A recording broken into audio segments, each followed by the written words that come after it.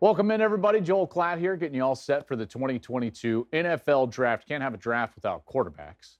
So let's get into my top 5 quarterbacks in the draft this year. I'm going to start with the Cincinnati product, Desmond Ritter. Desmond Ritter had a remarkable career. We all know that. Gets Cincinnati from the group of 5 into the playoff. So we know he's a great leader. We know he's a very good player. He's athletic. He ran the ball well. What doesn't get talked about enough is his ability to drive the ball accurately down the field. Here's a great example right here against UCF. Watch as he's going to hit his last step in the drop, boom, hitch up, and boom. The ball is driven to the back corner of the end zone.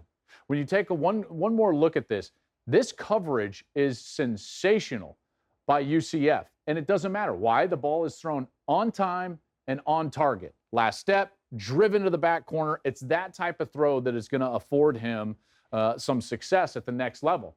There's been a lot talked about this draft class in terms of the quarterbacks. And, it's not so deep. And I don't know, is there a star out there? Listen, one of these guys in the right situation is going to be a very good NFL starter and probably a playoff caliber starter. Ritter might be one of those guys. He might be making throws like that at the next level. At number 4, I've got the North Carolina product, Sam Howell. Now, Sam, he came into the year as a guy that we thought could have been the number 1 pick in the draft. The season didn't go how Mac Brown or the Tar Heels expected nor wanted, although Howell still has those traits. He's strong. He's got a very good arm. It's a quick release. They had a heavy RPO system, run-pass option system, and I think that ability to make decisions quickly will pay dividends for him in the National Football League. At number 3, from Ole Miss, Matt Corral. When you watch Matt Corral play, what you see is a really athletic player with a strong arm. I loved what he was able to do for Lane Kiffin. And it's the throws down the field that I think are the most impressive things that Corral does.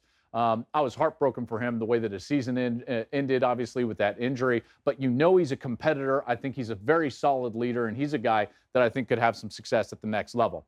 Now, 2 and 1, I've gone back and forth, and I think my second quarterback, Malik Willis, is a guy that's been a big riser for me from Liberty. Malik is big. Strong arm, great head on his shoulders. His interview process went really well at the Combine. A lot of teams talking about how impressed they were with Malik Willis. This guy's going to get selected in the first round. And when you look at the success that some of these big quarterbacks have had in the last couple of years that are athletic, they can move on the outside, they've got big arms, they can throw accurately down the field. Herbert, Josh Allen, these guys. Is Willis the next one of those guys in that vein? Because there are questions around Malik Willis. Is he ready? Does he need to develop? What is the accuracy like? Probably a few too many interceptions at the college level. But if he's developed the right way in the right franchise, he could be a quarterback that takes somebody to the next level, just like we've seen with Josh Allen and Justin Herbert at the next level. But for number 1 for now, I'm still going to stick with Kenny Two Gloves. I've got Kenny Pickett from Pitt as my number 1 quarterback. A lot of that has to do with experience. I know there's a lot of experience on this board, but Pickett does a lot of things from a recognition standpoint of what he sees from a defense. Not only the defensive backfield, but also the front. This is a great example right here. He sees in the back end that he's got basically man coverage, but he's got a bracket safety. This safety is going to have his eyes plastered down on the wide receivers as Pickett begins to half roll.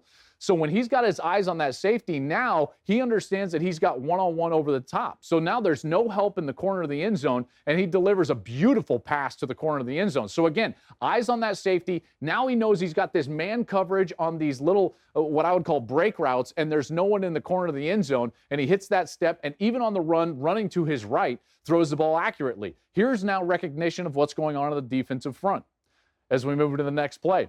The next play, what you see is that he's got 5 up front and a back. So he's got a 6-man protection on.